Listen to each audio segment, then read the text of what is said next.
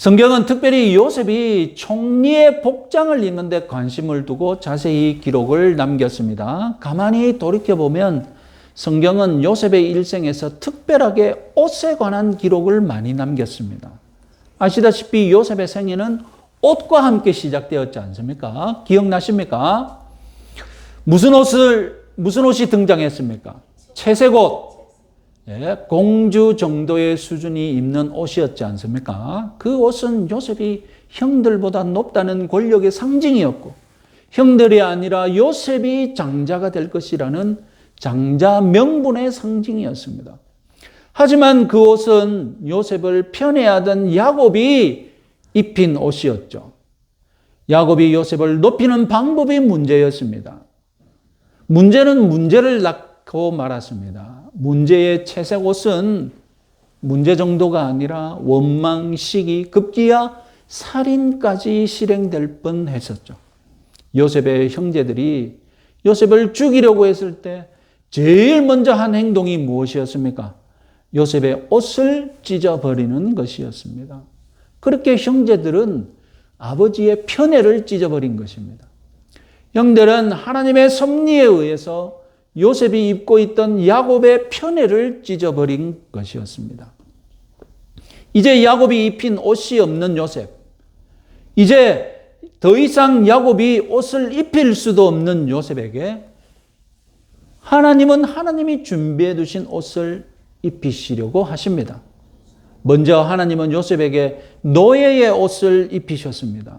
채색 옷처럼 럭셔리한 옷만 입고 살던 요셉이 난생 처음 누추한 옷을 입게 되었습니다.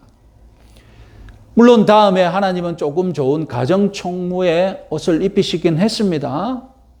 하지만 그 옷은 엉뚱하게도 요셉이 누명 쓰는 데 사용되고 말죠. 보디발의 아내가 그 옷을 증거로 요셉에게 또 다른 옷을 입히게 만들었습니다. 무슨 옷을 입혔습니까? 죄수의 옷, 감옥에 갇힌 죄수의 옷을 입혔습니다. 당시에 죄수가 입는 옷이 따로 있을 것 같지는 않습니다. 오늘날의 감옥 형편과는 분명히 달랐을 것입니다. 그럼에도 틀림없이 감옥의 요셉은 여태껏 자신이 입었던 옷들 중에서 가장 더럽고 누추한 옷을 입었다는 것은 분명할 것입니다. 결국 하나님이 궁극적으로 요셉에게 입히시고자 했던 옷, 그 옷은 13년 만에 요셉의 나이 30에 입히게 되었습니다. 이집트의 총리가 입는 세마포 옷, 요셉의 생애에서 가장 좋은 옷이었겠죠. 아버지가 입혔던 채색 옷보다 더 좋고 더 큰 권력을 상징하는 옷이었습니다. 오늘 우리는 요셉의 벼락 출세를 어떻게 적용해야 할까요? 단순하게 1차원적으로 하나님이 축복하시면 강대국의 총리까지도 쉽게 될 수 있다, 이렇게 받아들일까요? 그러면 하나님께서 총리가 되는 축복을 우리 집안에 부어주실까요? 저는 그렇게 적용하지는 못하겠습니다. 저는 두 가지 점을 적용하고자 합니다. 첫 번째는 하나님은 옷을 입히시는 분이라는 점입니다. 우리는 조금 전에 하나님이 요셉에게 어떤 옷을 입히셨는지 정리해 보았습니다. 요셉의 옷 이야기는 우리에게 요셉처럼 채색 옷 같은 럭셔리한 옷을 입는 인생이 되어보라고 교훈합니까? 우리에게 총리의 옷처럼 권력과 출세에 없는 옷을 입는 인생이 되라고 가르치고 있습니까? 요셉의 옷 이야기는 하나님은 그 사람의 내면에 어울리는 옷을 입히시길 원하신다, 이렇게 적용할 수 있습니다. 야곱이 준비한 채색 옷, 그것은 10대의 요셉이 입어서는 안 되는 옷이었습니다. 그렇게 럭셔리한 옷은 요셉에게 과분한 옷이었습니다. 하나님의 섭리에 의해서 요셉이 입은 그 과분한 옷은 찢겨져 버립니다. 하나님은 요셉에게 낮아짐의 옷, 겸손의 옷을 입히셨습니다. 그 덕분에 요셉의 심령도, 요셉의 믿음도, 요셉의 마음도 낮아졌습니다. 요셉의 옷과 요셉의 내면은 이제 같아졌던 것입니다. 이집트의 노예, 가정총무, 그리고 고위층의 감옥 총무 등 총 13년 동안 요셉은 이집트를 철저하게 공부했습니다. 그래서 요셉은 이집트의 총리가 될 능력이 충분할 때에 하나님은 요셉에게 어울리는 애굽의 총리 옷을 입히셨던 것입니다. 이제 요셉의 총리 옷은 요셉에게 가분한 옷이 아니라 그의 자질과 내면에 딱 맞는 옷이었던 것입니다. 흥미롭게도 하나님은 오늘날 우리들에게도 옷 입히시는 분으로 신약 성경을 소개하고 있습니다. 로마서 13장 14절 말씀 같이 한번 읽어보겠습니다. 오직 주 예수 그리스도로 옷 입고 정욕을 위하여 육신의 일을 도모하지 말라. 오늘날 우리들이 하나님 앞에서 입어야 할 옷은 예수 그리스도입니다. 예수 그리스도는 우리 안에 모셔야 할 주님이신데 또한 우리 몸 위에, 우리 몸 밖에서 우리가 입어야 할 옷과 같은 분이시라는 것입니다. 이것은 무엇을 뜻합니까? 왜 주님을 우리 안에 모셨는데 우리는 주님을 옷으로 입어야 합니까? 그것은 다름이 아니라 예수 그리스도를 주님으로 믿는다는 그 성도의 신앙이 옷처럼 사람들 눈에도 보여야 한다는 것입니다. 그래서 믿는 사람들은 어떤 브랜드의 옷을 입어야 합니까? 예수 그리스도라는 브랜드의 옷을 입어야 한다는 것입니다. 내 안에 예수님이 주님으로 계신다면 내 옷도 주님으로 입어야 합니다. 내 내면과 내 옷은 일치됨을 여러분 유념하시기 바랍니다. 내 내면과 내가 입는 옷은 한 쌍이 되옵니다. 한 쌍이 된다는 것입니다. 지금 나는 어떤 옷을 입으려고 애쓰고 있습니까? 야곱이 요셉에게 입혔던 채색 옷과 같은 그런 럭셔리한 옷을 입고 싶으십니까? 하나님이 작정하고 움직이시면 여러분들이 좋아하는 옷 하나님이 순식간에 찢어버릴 수 있습니다. 혹시 지금 요셉이 13년간 고난의 세월에 입었던 그 겸손과 비천함의 옷을 입고 계십니까? 하나님은 여러분들을 위해 또 다른 옷을 준비하고 계십니다. 여러분들이 하나님 원망하지 않고 감사하면서 성실하게 사신다면 하나님이 이제 됐다고 판단하시면 주위에서 막 달려들어서 여러분들에게 더 좋은 옷을 입히실 것을 믿으시기 바랍니다. 결국 하나님이 우리들에게 입히실 옷은 궁극적으로는 예수 그리스도이심을 또한 믿으시기 바랍니다.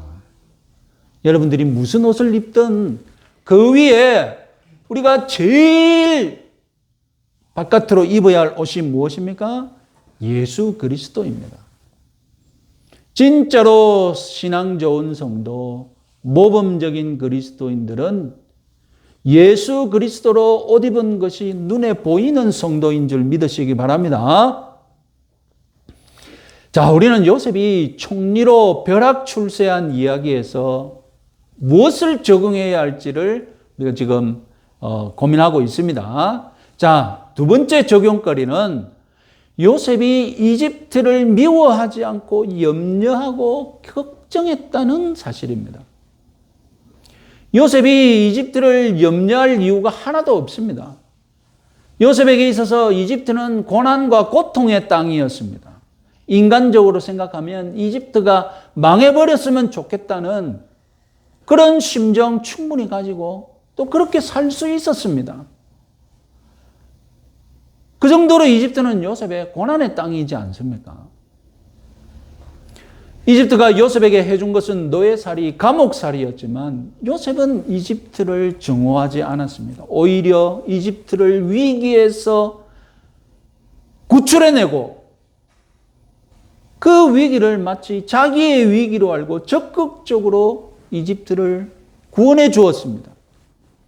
요셉의 이런 태도를 보면 누가 보더라도 요셉은 이집트의 총리 자격이 있습니다. 이집트를 잘 배웠고 이집트를 염려하고 이집트를 살릴 방법을 가지고 있는 요셉에게 하나님은 당연히 이집트의 총리 옷을 입히셨던 것입니다. 어떤 분이 요셉을 영웅화하기 위해 이렇게 설교했다고 합니다. 설교문의 일부인데 같이 한번 읽어볼까요?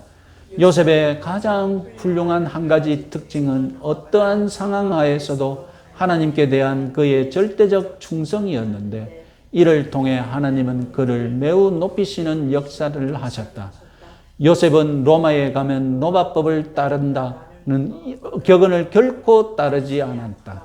요셉은 결코 타협하지 않았다. 그럼 듣기에는 좋아 보이죠? 이런 글 외에도 요셉은 다니엘의 선구자다라는 평가를 하는 것을 자주 읽을 수 있습니다. 다니엘은 당시 최강대국 바벨론의 왕궁에서 왕의 음식을 먹지 않는 그런 비타협의 신앙 보여준 거 여러분 다 기억하시죠?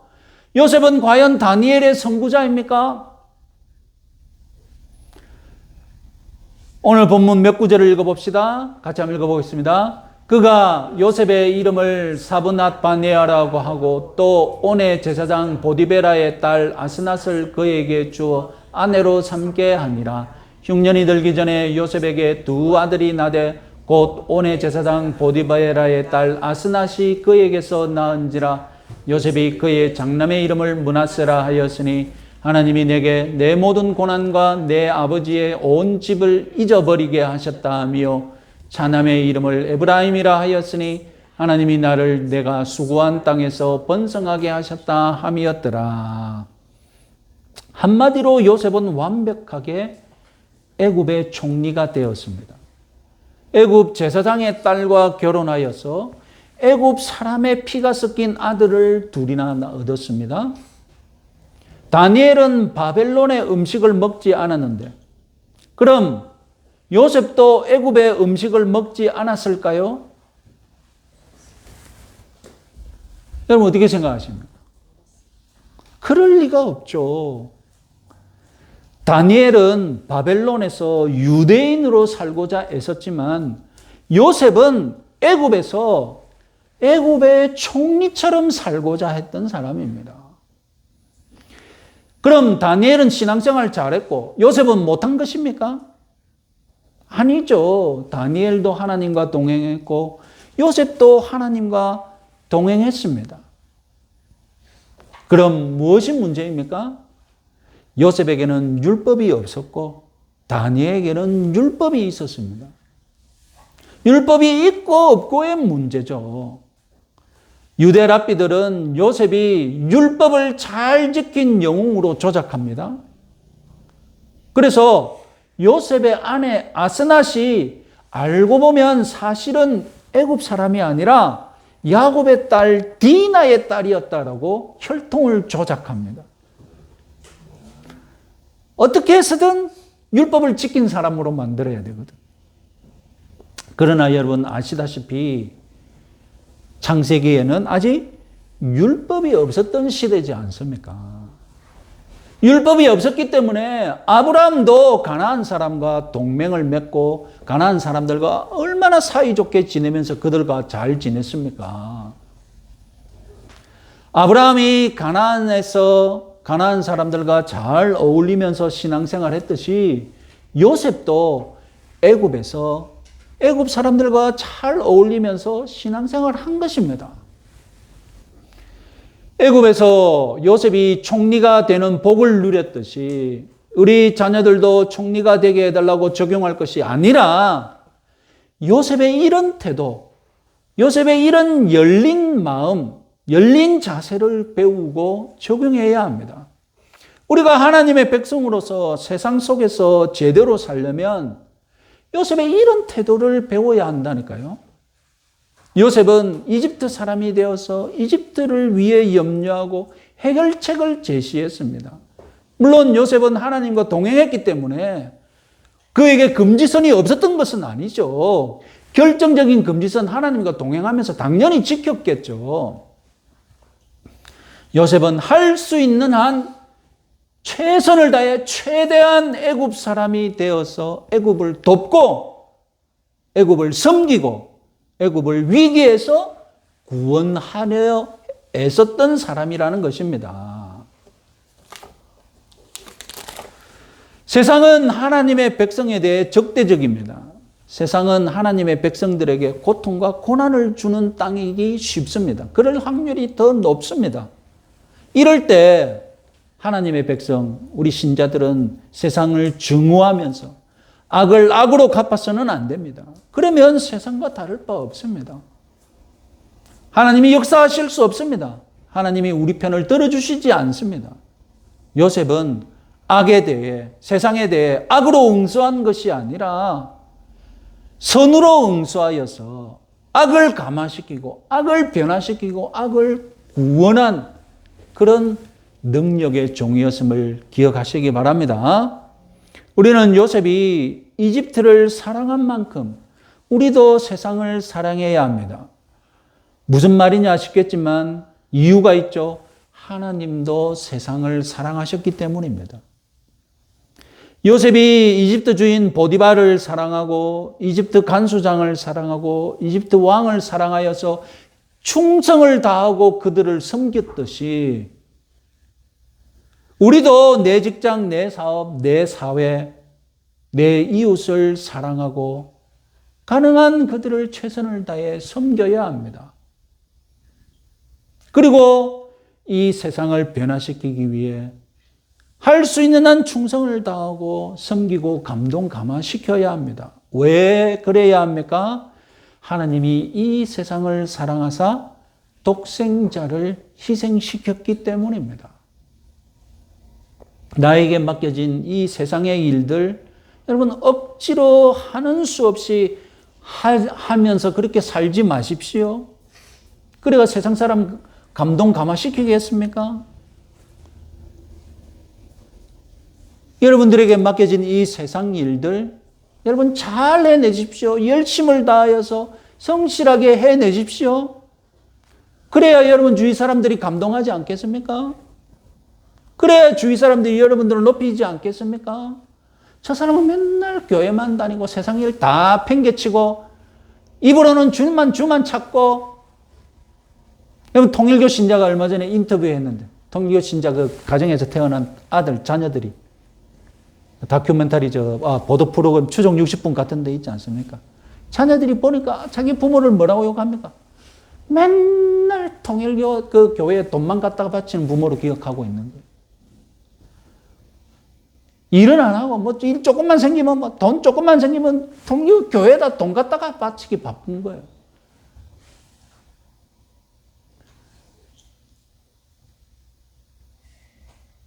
여러분들은 열심히 일하셔서 열심히 일한 만큼 좋은 돈 많이 버시고 여러분들의 자녀를 위해 여러분들의 집안을 위해 성실하게 정당하게 열심히 여러분들이 수고한 열매를 잘 쓰시기 바랍니다. 그리고 여러분 하나님께 감사하시고 하나님께 감사하고 또한 이 교회를 섬기시는 여러분들 되시기 바랍니다.